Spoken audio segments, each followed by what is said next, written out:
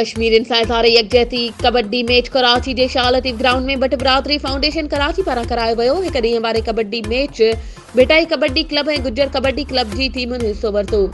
गुजर kabaddi club match खटे वरितो। भट बरादरी फाउंडेशन कराची जे सदर ऐं मुस्लिम लीग नून कराची जे अॻवान ज़ुबैर भट्ट समूरनि रांदीगरनि खे इनाम ॾिना। उन मौक़े ते कश्मीरी अवाम सां इज़हार यकजहती मैच तक़रीब खे महिमान ख़ास ज़ुबैर भट्ट ख़िताब कंदे चयो त पाकिस्तानी क़ौम भारत जी गैर कानूनी वालारियल कश्मीर ते कब्ज़े ख़िलाफ़ कश्मीर जी मज़लूम ऐं मजबूर अवाम सां यकजहती जो इज़हार करे थी। सखर मां जारी बयान में ज़ुबैर भट्ट जो वधीक चवणु हो त पाकिस्तानी क़ौम 5 फरवरी ते हर साल कश्मीरियुनि सां एकता जो इज़हार करे हिंदुस्तान ख़िलाफ़ नफ़रत जो इज़हार कंदी आहे।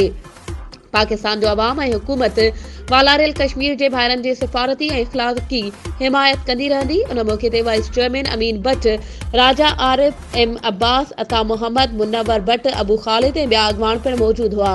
जॾहिं त ग्राउंड में मौजूदु तमाशाइनि जो वॾो अंग मौजूदु हो। रांदीगरनि खे ताड़ियूं वॼाए दाद ॾिनो। वधीक ख़बरूं ऐं अपडेट्स जे लाइ असांजे चैनल खे सब्सक्राइब कयो ऐं हा, बेल आइकन खे प्रेस करणु न विसारिजो त जीअं असांजी हर नई अचण वारी वीडियो तव्हां ताईं पहुची सघे।